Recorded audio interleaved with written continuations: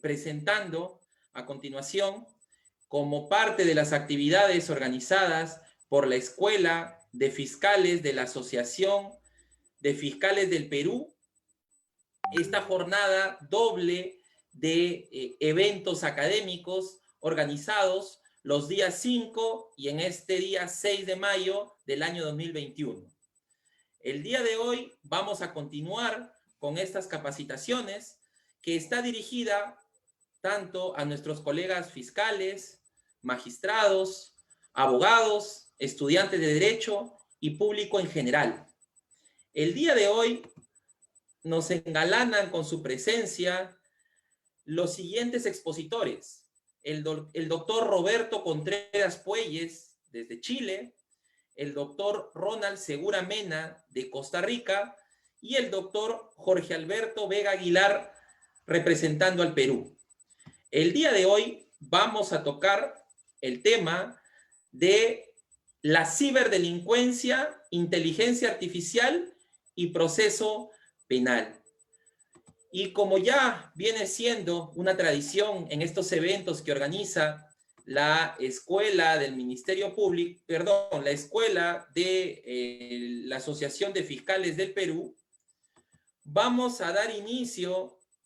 a la presente con las palabras de apertura, las mismas que van a estar dirigidas por la doctora Aura Violeta Carrasco Chapoñán. La doctora Aura Violeta Carrasco Chapoñán es la presidenta de la Junta de Fiscales Superiores del Distrito Fiscal del Santa. El día de hoy se encuentra presente justamente para poder dar las palabras de bienvenida y apertura a la jornada académica del día de hoy. Doctora, por favor, el uso de la palabra para que pueda dirigirse a nuestra audiencia. Muy buenas tardes, doctora. Doctor Jorge Vega Aguilar, presidente de la Asociación de Fiscales del Perú. Doctor Ronald Segura Mena, vicepresidente de la Asociación de Fiscales Latinoamericanos y fiscal del Ministerio Público de Costa Rica. Doctor Roberto Contreras Puelles, director del Círculo Temático de Derecho Penal y profesor de la Universidad Central de Chile. Personal fiscal, administrativo y público en general que hoy nos acompañan. Tengan todos ustedes muy buenas tardes. En esta oportunidad estamos reunidos para participar del Webinar Ciberdelincuencia, Inteligencia Artificial y Proceso Penal, el cual se desarrollará en el marco del 24º aniversario de creación del Distrito Fiscal del Santa, que se celebra el 8 de mayo del año en curso, así como también el 40º aniversario de creación del Ministerio Público y del Día del Fiscal. Quiero manifestar mi agradecimiento a los ponentes, quienes con la experiencia contribuirán a incrementar los conocimientos en ciberdelincuencia, teniendo en cuenta que a raíz pues, de esta pandemia y emergencia sanitaria por la que atraviesa nuestro país y el mundo entero, se han intensificado la comisión de los delitos a través del sistema informática o la red. Finalmente, también quiero agradecer a la Asociación de Fiscales del Perú por la iniciativa de organizar este evento académico, por lo que espero de todos aprovechemos al máximo esta tarde de capacitación. Sin más preámbulo, doy por aperturado el presente evento. Gracias. Muchas gracias, doctora Aura, por estas palabras dirigidas a toda nuestra audiencia. Y como también lo señalaba, sin mucho más preámbulo y teniendo en cuenta pues que esta temática de la ciberdelincuencia es novedosa, como usted lo mencionaba, se encuentra actualmente en boga, máxime pues de esta nueva normalidad. La proliferación, por ejemplo, de transacciones virtuales y el crecimiento de la comunicación a nivel mundial implican pues también la existencia y el aprovechamiento de personas inescrupulosas que se dedican a la actividad criminal. Sobre este tema justamente es que nuestros expositores el día de hoy disertarán. En primer término, vamos a dar la bienvenida al doctor Roberto Contreras Puelles, del cual realizaremos un resumen de su trayectoria. El doctor Roberto Contreras es director ejecutivo del Círculo Telemático de Derecho Penal de Chile, ex fiscal de ciberdelincuencia y actual asesor del Ministerio Público de Chile, magíster en Derecho Penal de los Negocios y la Empresa por la Universidad de Chile, máster en Derecho Penal Económico por la Universidad Complutense de España, máster en Investigación en Ciencias Jurídicas de la Universidad de Alcalá de España, doctorando en Derecho de la Universidad de Alcalá de España, representante institucional como fiscal de ciberdelincuencia en congresos de investigación criminal de Facebook, fraude en las telecomunicaciones en Taiwán, ciberseguridad en la Organización de Estados Americanos, levantamiento de evidencia digital con el Departamento de Justicia de Estados Unidos y manejo de escena del crimen del FBI, entre otros. Además de ello, también docente de la Universidad Central de Chile y de la Pontificia Universidad Católica de Chile, académico y capacitador certificado por la Academia Judicial Chilena. El tema con el cual se disertará nuestro expositor es el siguiente: inteligencia artificial en el sistema de justicia y ciberdelincuencia, desafíos de la investigación penal. Y con este preámbulo, doctor Roberto Contreras, le damos la bienvenida y adelante para que usted pueda disertarnos sobre el tema tan novedoso que está tocando. Adelante, doctor. Muchas gracias, doctor Arévalo. Primero que todo, dar las gracias a las palabras de doña Aura Violeta Carrasco, quien ha dado la bienvenida a este conversatorio. Quería también agradecer la invitación de don Jorge Vega, quien gentilmente ya por segundo año me ha tocado participar en estas jornadas de aniversario, el año pasado en materias de litigación virtual y este año en materia de ciberdelincuencia. Agradecer también a la Asociación de Fiscales del Perú, celebrar también su aniversario, y agradecer también a don Freddy Gutiérrez, quien es presidente y dirige también la Escuela de Fiscales del Perú. También agradecer y saludar al panel, al distinguido panel que va a exponer el día de hoy, y también a todos los asistentes, por supuesto, por participar en este encuentro. En primer lugar, quisiera hablar, y por eso el título, no sé si se está viendo la presentación, es desarrollar algunas ideas a propósito de ciertas experiencias que tenemos en Chile, y en particular que me ha tocado a propósito de este fenómeno de la ciberdelincuencia desde el año 2017 en adelante. En materia de persecución penal, el año 2017, mediante una resolución del fiscal nacional, se crea la especialidad de ciberdelincuencia y se designa a través de este decreto a un número acotado de fiscales con esta especialidad. En sí, en Chile no existe una fiscalía que tenga carácter territorial o regional de ciberdelincuencia, no existe como una especialidad orgánica, en definitiva, que tenga asiento territorial, sino que existe la especialidad de alguna manera con dedicación preferente, o en algunos casos con dedicación exclusiva, depende de la estructura de la investigación que se está llevando. Y de ahí en adelante se han realizado, a propósito de este decreto del fiscal nacional, diferentes investigaciones, y dentro de ellas algunas que me parece importante traer a colación a propósito de la discusión y la invitación que hace la Asociación de Fiscales para tratar el tema de la ciberdelincuencia. Estamos inmersos en un mundo tecnológico, ya la pandemia nos ha obligado, incluso a aquellos que no teníamos acercamiento con medios tecnológicos a comunicarnos de esta manera, y ya pasa a ser una realidad habitual incluso en el sistema de justicia, a propósito de los denominados, acá en Chile le llaman telezoom o telejuicio, que permite la litigación virtual a través de algún dispositivo informático y a través de alguna plataforma que oficializa el Poder Judicial o alguna de las instituciones ligadas a la investigación de justicia.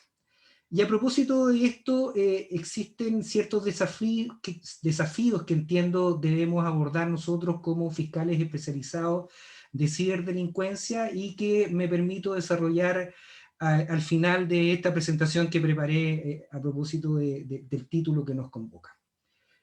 En primer lugar, tenemos que tener claro que cada vez más, y en ese sentido, la ciberdelincuencia es una criminalidad organizada y se comete por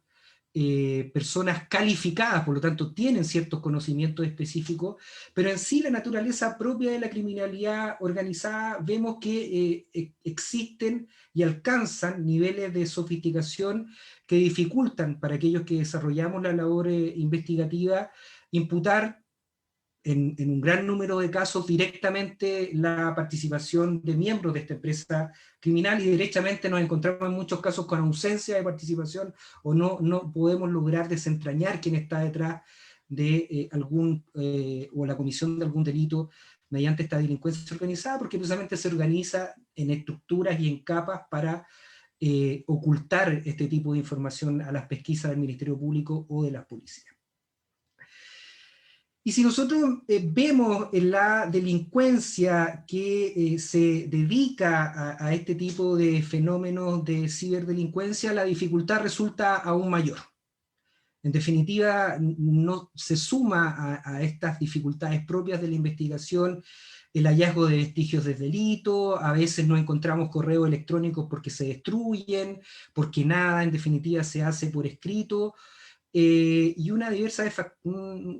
sinnúmero de factores que dificulta esta investigación. La dificultad, en definitiva, se aumenta cuando estos hallazgos o estos medios, estos antecedentes de investigación o pruebas, se encuentran en el ciberespacio. Porque de esta manera la recopilación de los antecedentes que se encuentran en el ciberespacio son de dinamismo y de temporalidad que se diluye rápidamente, ¿verdad? Por lo tanto, tenemos que actuar inmediatamente, y esto es parte de la enseñanza de aquellos que nos dedicamos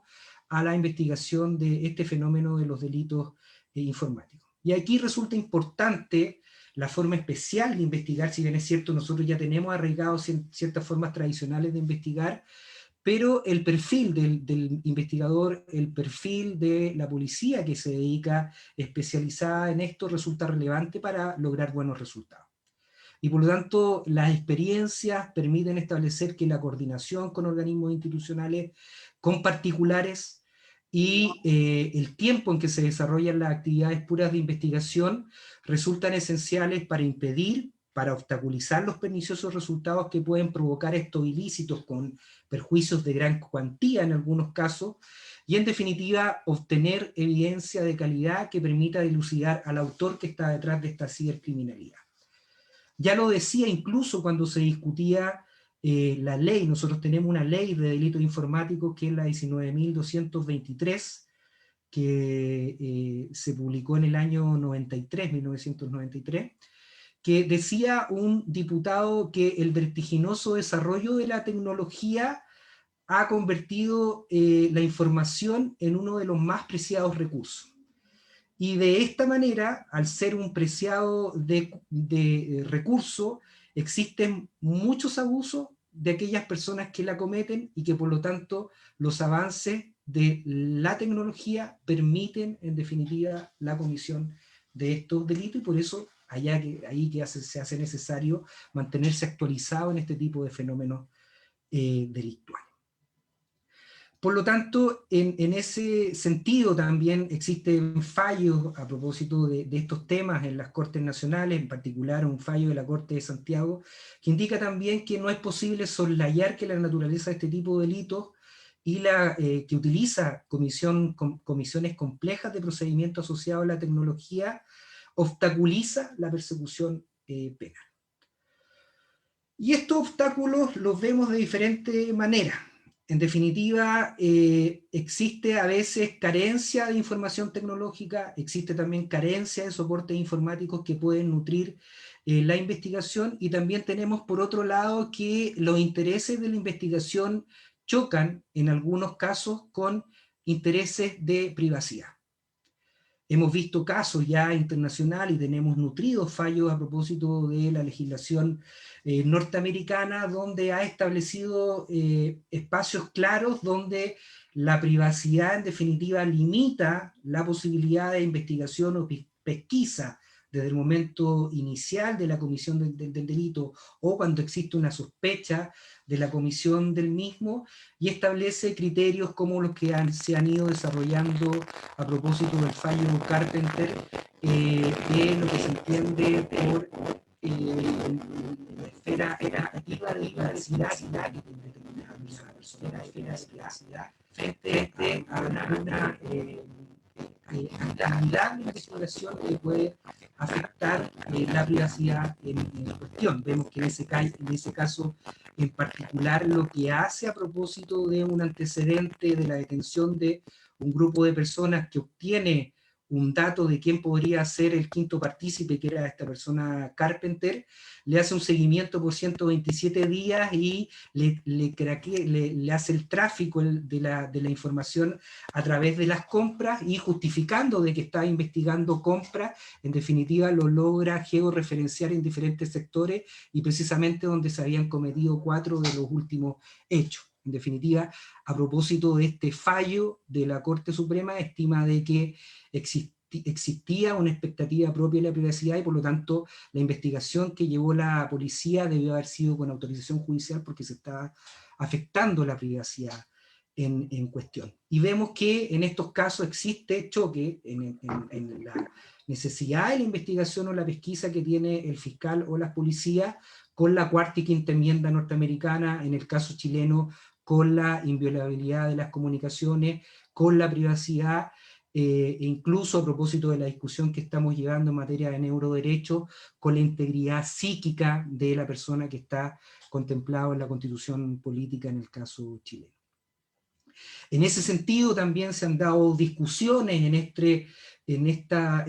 pugna de la investigación penal que desarrolla el Estado versus la protección de la privacidad en materia, por ejemplo, de reconocimiento facial. Y existen algunos fallos norteamericanos, los últimos que he podido estudiar, que entienden que en definitiva la posibilidad de identificar o activar, por ejemplo, un celular que se encuentre encriptado mediante reconocimiento facial o registro huellográfico, lo podría hacer la policía mediante la existencia de una sospecha fundada y en tiempo inmediato, porque no existiría un acto autoincriminatorio, ¿ya? Y vemos algunos fallos que siguen esta tendencia de la Corte Suprema norteamericana en cuanto a de que no sería un acto per se, por lo tanto no sería una declaración y podría estar permitido en ese caso incluso con autorización de la persona afectada o a propósito de una actividad autónoma de la policía. Vemos que, sin embargo, existe claro cuestionamiento a propósito de materias de reconocimiento facial en relación a problemas que se ha dado precisamente de discriminación racial últimamente en el estado de Virginia, a propósito de un caso de Robert Julián, que fue una persona que fue detenida a propósito de un reconocimiento facial en un centro comercial. Este centro comercial da aviso a la policía porque la cámara había detectado este reconocimiento facial de la persona y la había asociado a un delincuente de robo de relojes de alta cuantía. Llama a la policía, mediante la sindicación también que hace este guardia de seguridad, la policía lo detiene, la policía se da cuenta que la persona que estaba viendo no correspondía al registro fotográfico, pero no obstante, como el sistema informático que tenía contratado la policía, la mayoría de los estados utiliza un sistema que es de la compañía Amazon, algunos tenían de la compañía IBM, en definitiva existía un antecedente, una sospecha razonable, y lo llevaron detenido, y lo tuvieron detenido a esta persona, Robert Julián, por 18 horas. Bueno, luego se determinó que no tenía participación alguna, que había sido un error del sistema informático que arrojó un falso positivo de alguna manera, o que existían varios sospechosos, no solamente él, y está en tela de juicio el tema de reconocimiento facial a través de sistemas de algoritmos utilizados por la policía, porque puede tener estos fallos y en definitiva logra propender a ciertos sesgos, en este caso discriminación de tipo racial, y se logró comprobar que el principal índice de error tenía que ver precisamente con personas de raza negra. Incluso fue más allá, la empresa IBM en julio del año 2020 determinó y le envió cartas al Congreso norteamericano que iba a dejar de desarrollar programas de reconocimiento facial precisamente por esta afectación a la privacidad y por lo tanto discriminación que podrían provocar estos sistemas de reconocimiento facial. Por lo tanto, vemos que, si bien es cierto la tecnología se ha utilizado como herramienta investigativa, siempre encontramos que debe de ser utilizada con pleno respeto a los derechos y garantías, principalmente con la colisión de estos derechos en cuanto a la privacidad y, por ejemplo, en el caso de materia de neuroderechos que estamos tratando y discutiendo acá en Chile a propósito de la integridad psíquica también de las personas. Sin perjuicio de lo que acabo de decir, elementos como la biometría, el reconocimiento facial es utilizado y sigue siendo utilizado por la policía norteamericana. Acá en Chile tenemos sistemas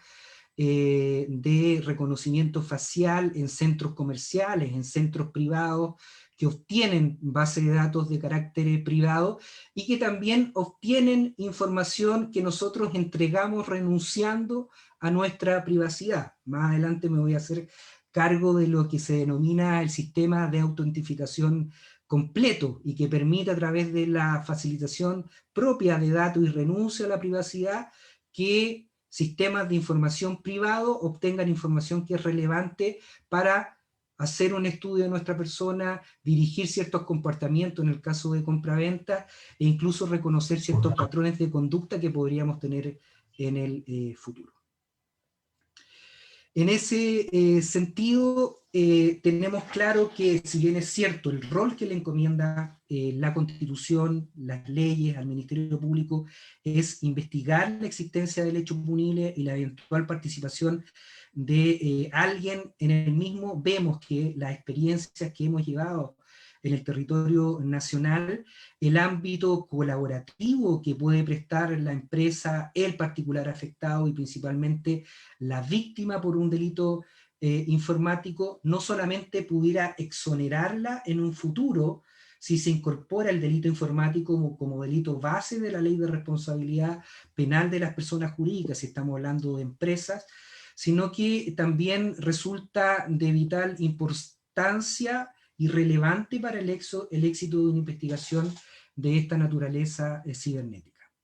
A modo de ejemplo, el Departamento de Justicia norteamericano, con quien tenemos un enlace para los países latinoamericanos, y tienen una sede incluso en Brasil y en Centroamérica, me parece que en Guatemala, ellos establecen como protocolo para los fiscales que precisamente tengan un contacto directo con las empresas que pudieran tener cierto grado, cierta potencialidad de riesgo de un ataque informático. ¿Y para qué hacen este tipo de vinculación a través de la Fiscalía y a través de las policías? Porque precisamente saben que la manera, el tiempo que se vale entre la comisión o el ataque informático o una vulneración a un sistema de tratamiento de la información, los minutos en que pueda reportar la víctima y pueda apoyar la investigación resultan esenciales para el éxito de una investigación. En ese sentido, se transforma en un factor crucial que influye en este tipo de investigación cibernética, y en definitiva la víctima juega un papel importante en esta tipología de delitos. No solamente porque puede permitir acceder a sus sistemas informáticos, a la información que proveen los sistemas de tratamiento de información de estas empresas, sino que pueden ayudar también con los proveedores externos que administran la ciberseguridad o son responsables de un accidente, o entregar también información a través de estos agentes propios de la empresa, como la testificación, o incluso nutrir de informes periciales que puedan servir para la pesquisa necesaria y el establecimiento de medios probatorios de calidad para un futuro juicio. Prueba de ello es lo que hemos hecho también a propósito, por ejemplo, de clonación de tarjetas o la obtención de datos de información de tarjetas de crédito en Chile, con una alianza que se tiene con la empresa que provee la información a las entidades bancarias de las tarjetas habientes.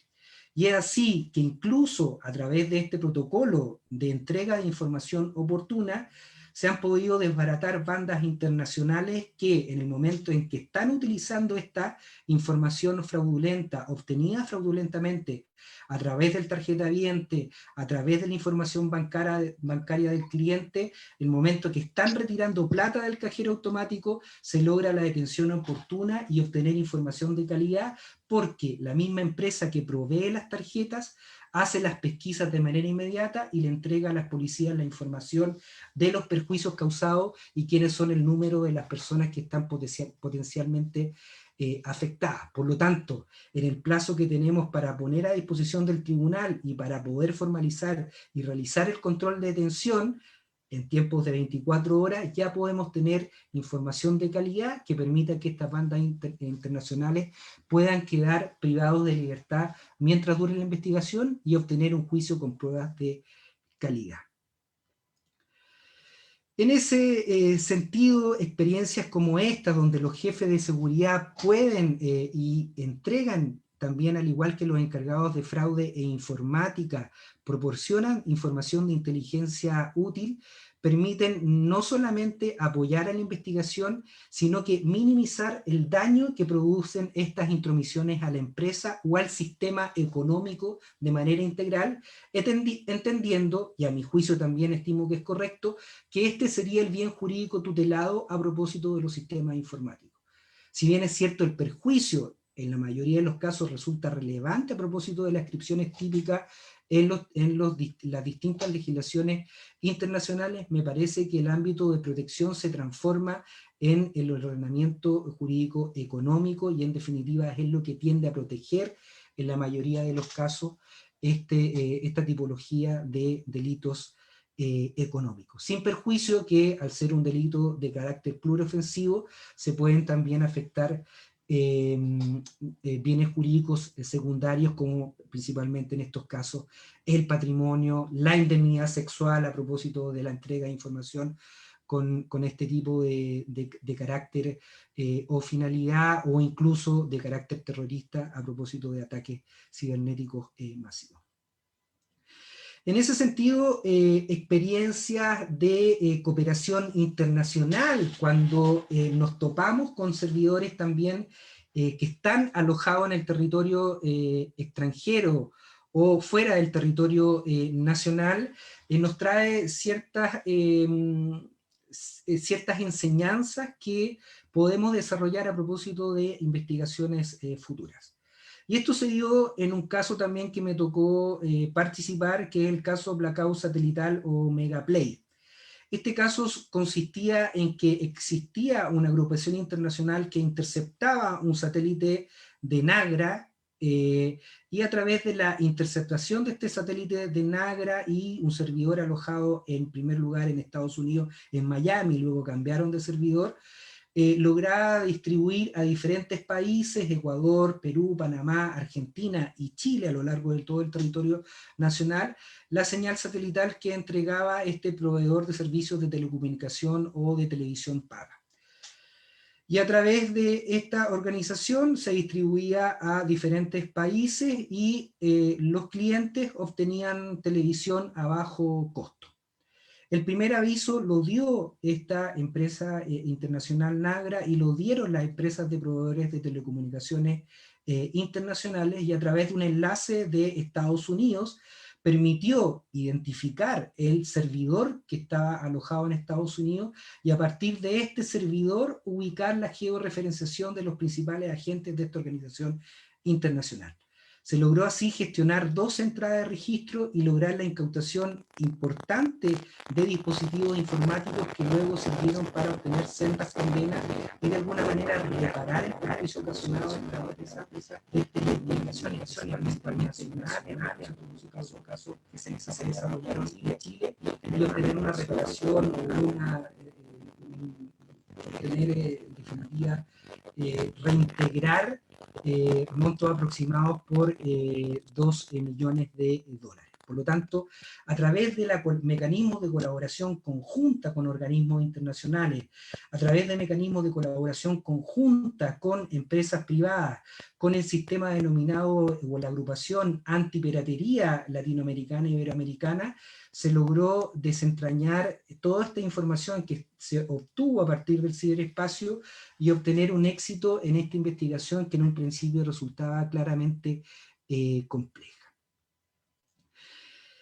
En materia de ataques cibernéticos también podemos observar ciertas modalidades en lo que denominamos la web oscura o deep web. En ese sentido, la sofisticación que puede presentar este tipo de tratamiento de la información a través de la web oscura es que precisamente estas organizaciones ilícitas se nutren de las capas que permite el favorecimiento de la actividad delictual por parte de estas organizaciones.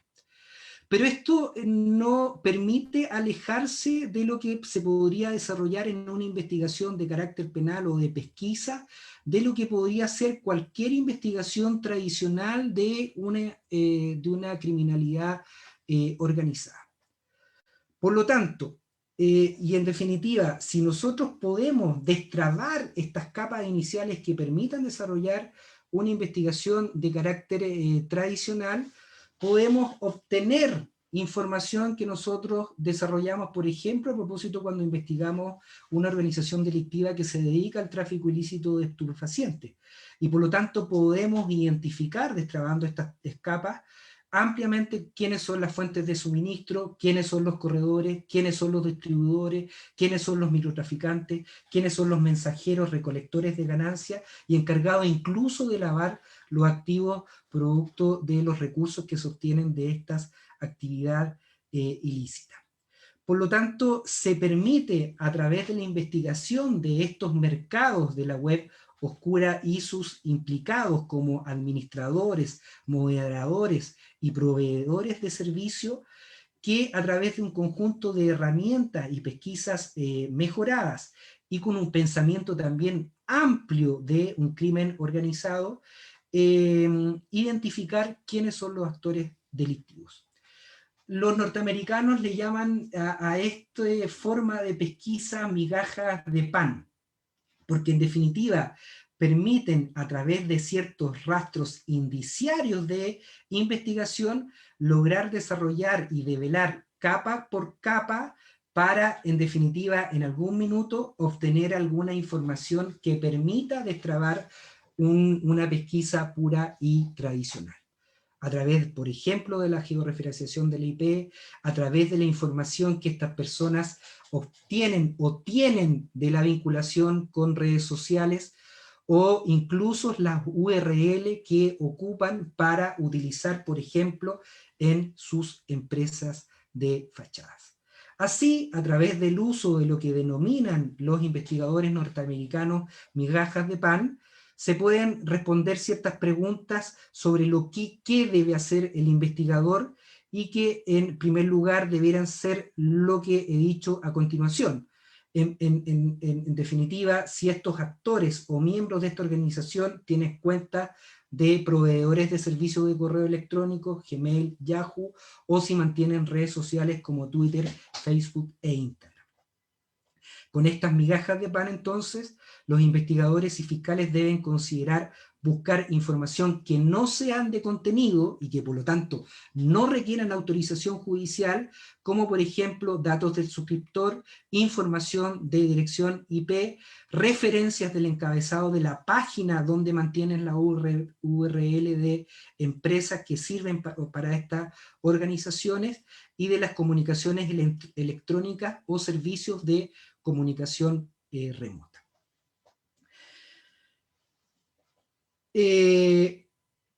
Por otro lado, también se podría obtener, a propósito de pesquisas propias y luego de develada esta información que no requieren autorización judicial, obtener información que sí requiera intromisión y que sí pudieran afectar derechos y garantías constitucionales, y por lo tanto así adentrarse ya en lo que es tráfico de comunicaciones, tráfico de llamadas, incluso la utilización de agentes encubiertos o corredores de comunicaciones cerradas que permitan entonces nutrir de información de calidad para la investigación y el enjuiciamiento futuro. Un ejemplo de esto se dio en esta investigación que se logró desarrollar y que nació a propósito de una investigación por tragamonedas, por casinos clandestinos ilegales en Chile, donde a través de una investigación penal tradicional se logró vincular esta organización que se dedicaba al establecimiento de casinos ilegales a lo largo del todo el territorio nacional, la conexión con ciertos fenómenos criminales cibernéticos asociados e internacionales, y también se logró establecer a través de la información obtenida a través de autorizaciones judiciales que estaban financiando campañas políticas y que derivó en una investigación en curso que está desarrollando la Fiscalía y que por razones obvias no comentaré en esta oportunidad, pero resultó interesante porque a través de una investigación penal tradicional luego derivó en una investigación de carácter informático que permitió vincular el uso de estos casinos de juegos ilegales en una investigación por financiamiento de campañas políticas de gran envergadura.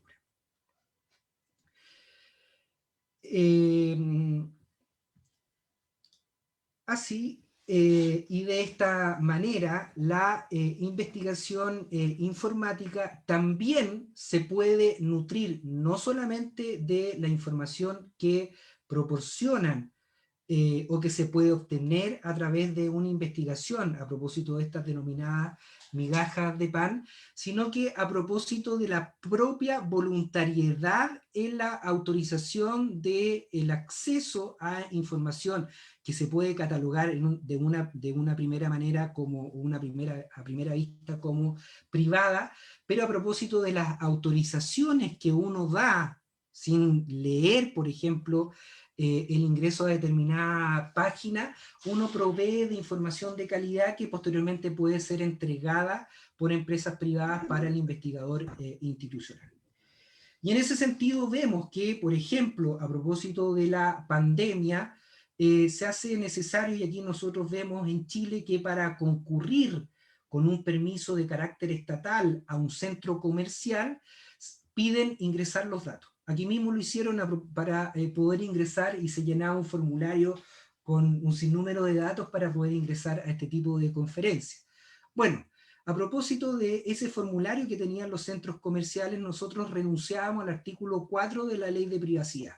y por lo tanto permitía enlazar la información que nosotros estábamos proporcionando, y por lo tanto si hacíamos clic a enlazar y evitar llenar todos los campos, como por ejemplo la información que tenemos en Facebook, esta empresa privada se nutre de toda la información que tenemos en Facebook, de nuestras amistades, de la georreferenciación y en definitiva de los comportamientos o patrones de conducta que nosotros tenemos. Al llegar al centro comercial, georreferenciaban nuestro rostro y nos tomaban la temperatura, por lo tanto obtenían las características faciales de nuestro rostro. Nosotros renunciábamos a la privacidad o al dominio que podríamos tener con respecto a este tipo de algoritmo, y la empresa no solamente ya tiene la información que nosotros autorizamos de nuestras redes sociales, sino que ahora incluso tiene la identificación de nuestro rostro.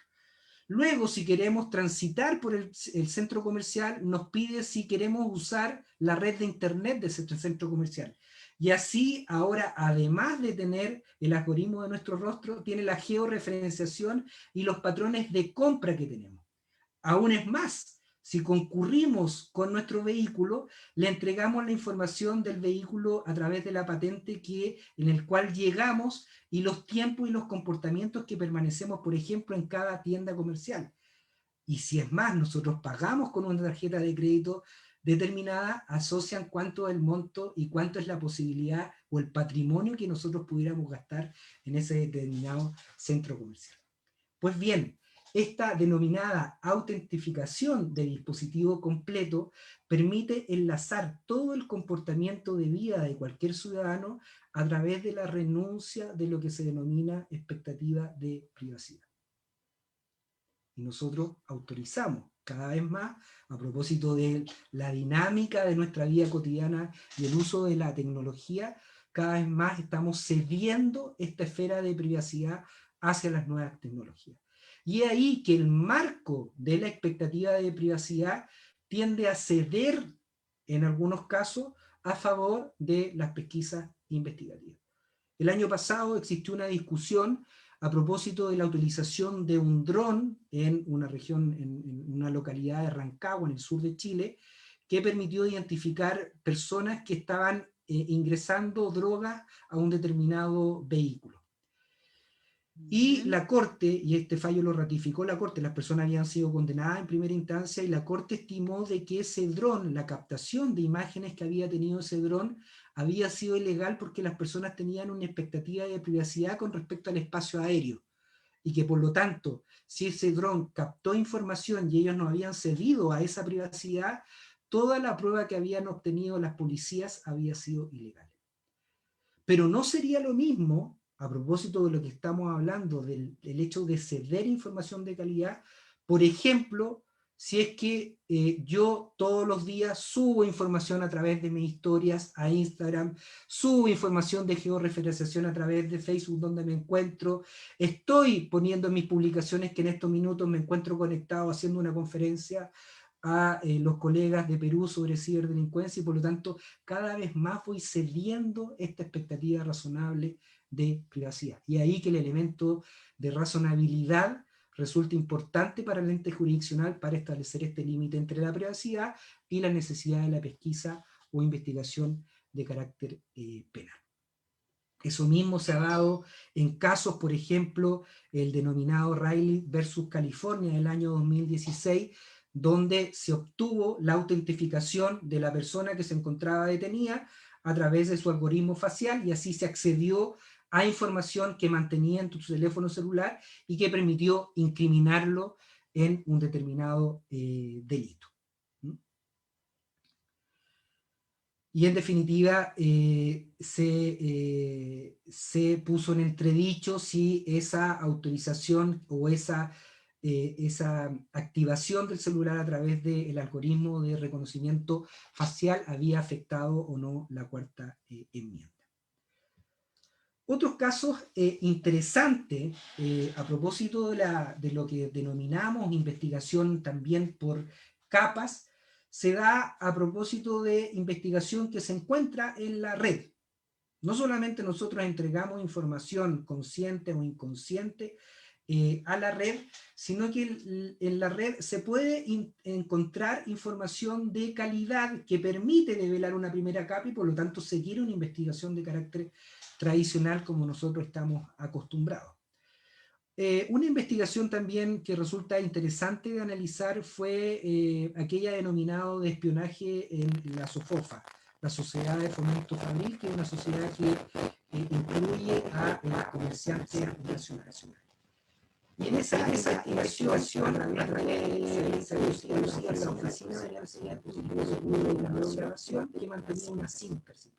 se pidió la autorización judicial para obtener cuáles son los números que estaban asociados a SINCAR, y a través de la introducción simple del equipo investigativo a la red social Facebook, se logró determinar que un número estaba asociado a una cuenta de usuario en Facebook. Resulta que ese usuario había sido el vendedor que habían vendido la SINCAR a la persona que posteriormente fue enjuiciada por esta captación de carácter ilegal en este recinto de la Sociedad de Fomento Fabri. Por lo tanto, también se puede develar a través de herramientas simples estas pesquisas por capa y ahí lograr desentrañar una investigación que puede proveer insumos probatorios de mayor calidad. En materia de legislación nacional, y ya entrándonos en la materia, la legislación de Chile mantiene 4 articulados. Y estos 4 artículos, ninguno es de carácter procesal, ninguno entrega normas procesales que permitan una investigación específica a propósito de la ciberdelincuencia. Y castiga, y esto fue a propósito por la adhesión que estableció Chile al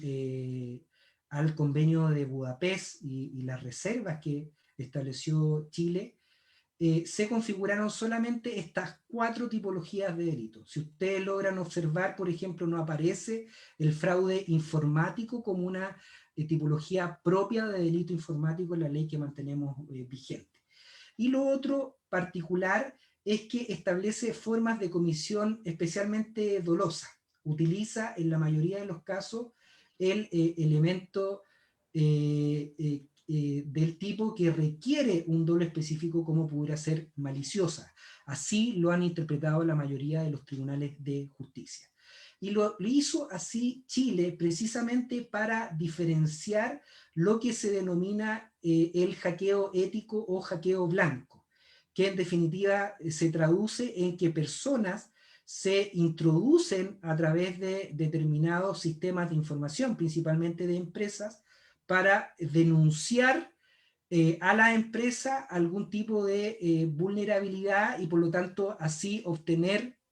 algunos lo hacen de manera gratuita, pero otros le piden una determinada cuantía de dinero por el solo hecho de haber denunciado esta vulnerabilidad en el sistema. Y en ese sentido, el legislador establece esta diferenciación en materia de legislación chilena precisamente para solo castigar cuando la intromisión ha sido de carácter ilegal o no ha sido consentida o de alguna manera autorizada por la víctima afectada. La manera de alguna manera salvar esta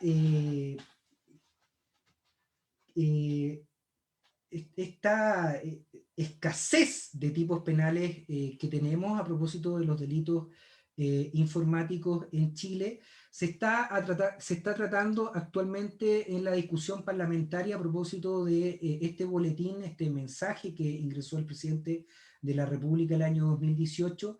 que incluye mayor tipología de delitos o conductas castigadas a propósito de los delitos informáticos. Y en ese sentido incorpora el acceso ilícito, la falsificación informática, el fraude informático, incluso la receptación de datos. Establece también y consagra, ya está en el horno, esta ley está en los últimos trámites de discusión en el Congreso, establece circunstancias atenuantes. Nosotros no tenemos la figura del cooperador eficaz o la cooperación eficaz a propósito de los delitos informáticos. Sí lo tenemos en leyes dispersas o asociadas que podrían estar vinculadas a crímenes organizados a propósito del tráfico de drogas, lavado de activos y otro tipo de tipología de delitos u otros bienes jurídicos tutelados. Pero en materia propia de delitos informáticos no tenemos la figura de la cooperación eficaz. Por lo tanto, se introduce a propósito de este proyecto de ley la cooperación eficaz. Y lo otro novedoso es que permite establecer agentes encubiertos. que también lo tenemos a propósito de otras legislaciones especiales, narcotráfico, crimen organizado, lavado de activos, pero no la tenemos a propósito de delitos específicos informáticos. Por lo tanto, introduce también la figura del agente encubierto en materias propias ya de delitos informáticos, los que nos parece un avance para aquellos que desarrollamos investigación en este tipo de delitos. Lo otro interesante es que establece también normas procesales. Nosotros tenemos normas procesales generales en el Código Procesal Penal, pero no tenemos normas procesales específicas a propósito de los delitos informáticos. Y permite algo especial. Permite y existe la obligación de aquellos servicios de telecomunicaciones a resguardar la información por un plazo o un lapso determinado de tiempo. Principalmente un año establece la legislación tradicional general, y también establece la preservación de datos a requerimiento del Ministerio Público de manera preventiva, situación que no estaba contemplado a propósito de las disposiciones generales. Y también establece de manera obligatoria para la Fiscalía un protocolo de conservación de evidencia digital, que es un tema muy tratado internacionalmente a propósito de las dificultades que se puedan traducir en la permanencia de la evidencia digital desde la incautación hasta la llevada a juicio, y que se innovó a propósito de una investigación que llevamos con la unidad de lavado de activos, este mismo caso Tragamonedas, donde se estableció por primera vez en Chile un protocolo de levantamiento de evidencia digital, cuestión que no existía, pero que ahora la ley va a obligar a que la Fiscalía Nacional desarrolle y por lo tanto tenga un alcance general a propósito de un instructivo y reglamento. Y ya para ir cerrando, quisiera plantear entonces, a propósito de estas experiencias que hemos tenido de la investigación de los delitos informáticos desde el año 93, a propósito de esta tipificación especial, desde el año 2017, a propósito de la creación de los fiscales especializados en ciberdelincuencia, cuáles son los desafíos que se logran observar a propósito de este delito informático o los denominados ciberdelitos. En primer lugar, como conclusión, podemos desarrollar que el delito informático es de difícil tipificación tanto en el ámbito internacional como nacional. Si nosotros vemos el convenio de Budapest, son normas de carácter general. Si nosotros vemos la ley que tipifica los delitos informáticos en España, son leyes que incluso se denominan y están dentro de la categoría de leyes penales en blanco. Si nosotros observamos la legislación actual en Chile, son normas de carácter general y que sin perjuicio de ello se han podido incorporar fenómenos delictuales actuales que, a pesar de ser novedosos, permiten encasillarse dentro de estas figuras delictivas, pero que sin lugar a dudas resulta claramente de difícil tipificación, precisamente por el constante cambio de las tecnologías y por lo tanto la sofisticación en la comisión de nuevas formas de delitos. Por lo tanto, no resulta ajeno este fenómeno en el ámbito internacional. También se advierten ciertos casos y fenómenos de criminalidad organizada que produce una gran variedad de recursos. Vemos en definitiva que el delincuente, la persona que comete este delito, tiene conocimientos específicos y que estos conocimientos específicos, si es que logra el objetivo de la intromisión en determinada base de datos o en determinados sistemas informáticos, probablemente va a poder obtener grandes ganancias que permitan desarrollar una empresa delictiva de gran envergadura. Por lo tanto, logra ingentes recursos para aquellas personas que se dedican a esta criminalidad. En este caso sí, el crimen logra pagar.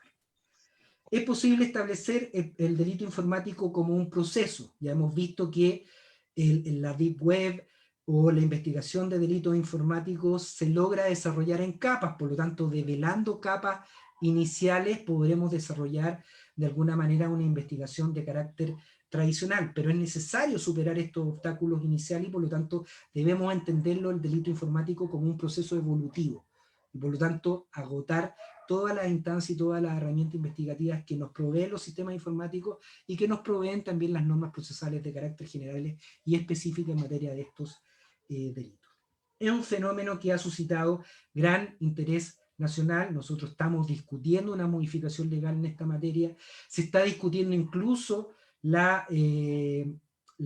consagración normativa y la protección normativa de los neuroderechos,